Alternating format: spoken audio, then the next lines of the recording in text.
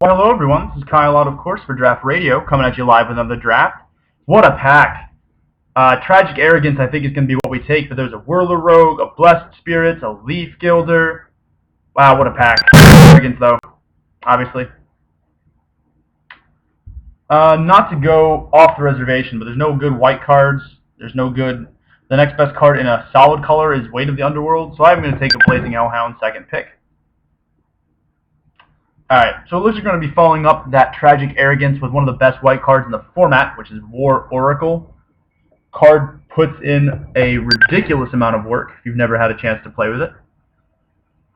I like Blightcaster a lot, but I think I just got to go Suppression Bonds for the safe pick here, although Black-White Enchantments is very good. I'm not going to turn down a Bird in Hand is worth 2 in the bush, is what I'm trying to say. Especially when that Bird in Hand is a good removal spell. Oblivion Ring it is not, but it is decent. Celestial Flare is going to be what we take here. Certainly not. I don't think I think it's a little bit better than Charging Griffin, and not very much better. I like Bonded Construct a lot in this set, but removal is removal. So, all right, now this is interesting. There's no good white cards here in the pack or black cards to go with that. There's also, I think, the black-red ship has sailed officially, but I'm going to take Jesse and Thief. Things that draw cards when I hit them are good. And I like Cleric of the Forward Order, but I'll take a second Celestial Flare. There's also a Throwing Dagger, but that's not really that up for consideration, I don't think. Meteorite is fine. Decent spot removal. Not terrible either. Now see, this is interesting. I'm going to take Blessed Spirits rather than Auramancer. Spirits is still a nice, cheap, efficient flyer. And Auramancer is only good if I get auras. And we do get a Weight of the Underworld. Interesting. Oh, 2 Weights of the Underworld. Huh. Or a Ring Warden Owl. Take Underworld. Taking a Crow and Jailer, which is actually pretty decent. Very late white-red card. I'm not going to play Kithian's Tactics. I haven't been very impressed with that as of late. So we're 100% in white, and I don't know what else we're in. But that's fine. We've got 8 solid playables. We've kept our options open into white, blue, or white, black.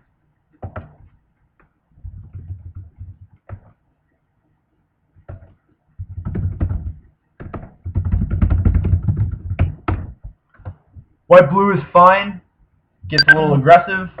White, black is fine. It's a little dirtily. Well, remains to be seen what we take. White, green is not something that I prepared for. And then again, that is a Dwynnin. Guiltleaf Liege. Well, we'll see if it happens. Like I said, I don't mind being open at this point. I would prefer not to be white-green, but I'm not going to take a Citadel Castellan. It's a great card, just not when there's a Knight of the Pilgrim's Road in the pack already. Alright, now that's good. Bloodcurse Knight is a lot better than another Celestial Flare. I do like Dark Petition, but Bloodcurse Knight is very good, as is a Stalwart Haven. It's got a nice little curve going on. I think I am actually going to go white-black and try and make the enchantment thing happen. I think it's actually pretty decent. Throwing Knife, eh? Throwing Knife is good removal. I could always just take the mid-range Guardian Automaton, which would probably make the deck regardless of what happens. Or if we're more of a control-y version of this, I could take Yoked Ox. I don't know if we're control-y or not. I would assume not. Our curve top's off at 5. We've got 2 5-drops and 1 4-drop. It might just make more sense to take the Automaton. Sort of spread the love. I'm sure I can get Yoked Ox anywhere. Oh, what? I want this whole pack. Holy crap. No, seriously. Can I just take Anointer, and then Flesh Bag, and then Spirits, and then Unholy Hunger, and then Cleric, and we call it a pack? I don't even need to see the rest. Yikes. I think Spirits is probably the best call. Although there's an Unholy Hunger, but we're looked to be dominant white rather than dominant black. And Spirits is just insane in our deck. I gotta take Spirits. That's awful. I'll happily take Fleshbag Marauder, though. Read the Bones is fine, but Marauder is very good. Eyeblight Assassin, also very good. Consecrated by Blood is a consideration too. Particularly the Aura deck. Consecrated by Blood, you say? The safe pick is Eye Blight. The unsafe pick is Consecrated. No, I'm going to take Eye Blight. Husk is fine. It's playable, at the very least. I don't think I want Murder Investigation badly enough that I would really take Deadbird Shaman over it, or it over Deadbird Shaman. Dark Petition might have a place in the deck. I'm just going to hate trap the most powerful card here, which is Invocation. Lo and behold, we actually managed to wheel the Yoke Docks. And then a Night Snare. Night Snare is actually pretty good too. It's a more expensive Mind Rot or Thoughtseize, which in limited is not bad. Don't play it in constructed, obviously, but you know it's there. All right. We need Auramancers and Heart Beasts, a couple more Suppression Bonds, and I think we're gonna be fine. Now this is interesting. Knight of the White Orchard.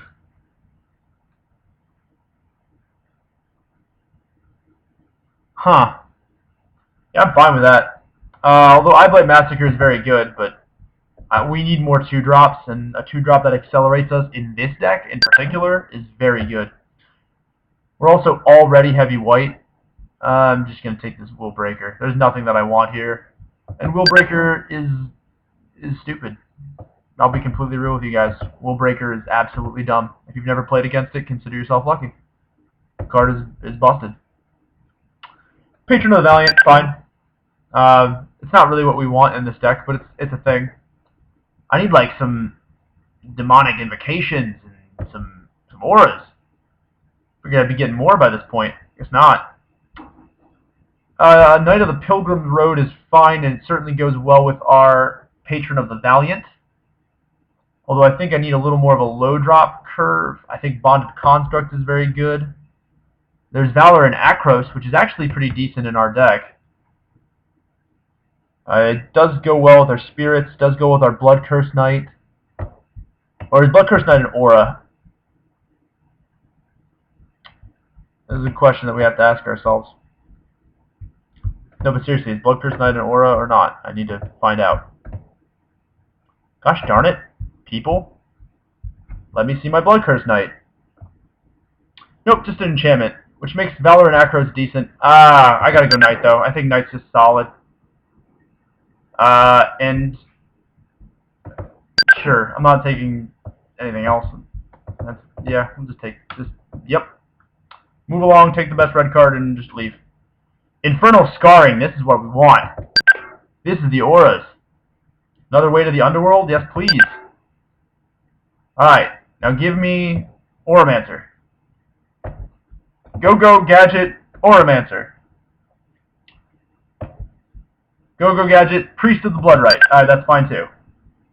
And we wield Eye Blight Massacre, which is great because mass board wipe.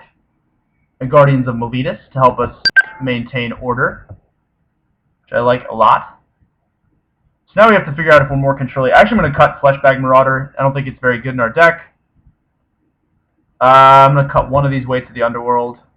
Because we've already got 1, 2, 3, 4. Cut this to Crowan Jailer.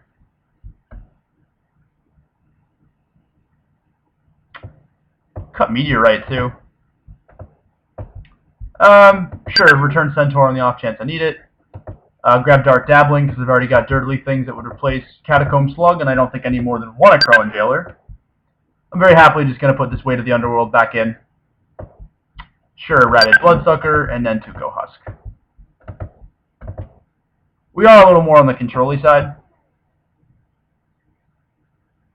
But that's fine. Definitely going to run 10-7 though. 10 planes, 7 swamps. I think this is actually a pretty decent build. I'm a little bummed. We only saw one Auramancer that draft that I could recall. But the Infernal Scarring is going to be good. The weights are going to be good. Weight, like Blessed Spirits plus weight is actually like a sweet combo. And we got Celestial Flares, Knight of the White Orchard, and the Guardians to survive the early game. Plus, Eyeblight Assassin actually is pretty relevant.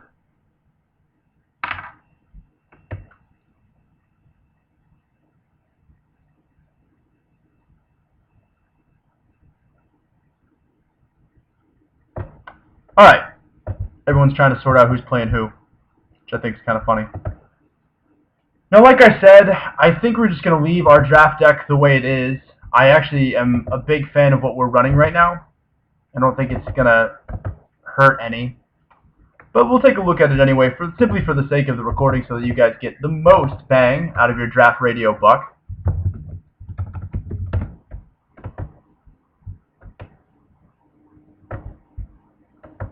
I certainly enjoy it.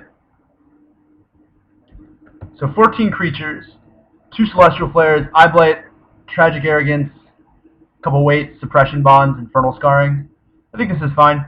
We might be a little creature light, but that remains to be seen. Also, I don't usually enjoy playing black-white, simply because the mana never, ever, ever seems to be decent. But then again, could be much worse. I think we're actually going to run 10-7. I think it's just that much smarter. We need access to our early plays. What is this? I do like untap. I do. But I'm also broke. If I wasn't broke, I wouldn't be here. I would be playing Magic Online. No, that's not true. I'd still be here. So Dark Petition could be decent while we're waiting. Fleshbag Marauder is also a consideration for the sideboard, as is Meteorite if we need more spot removal, and then of course Return Centaur. Yeah, I can't let anybody have Will Breaker. That thing's dumb.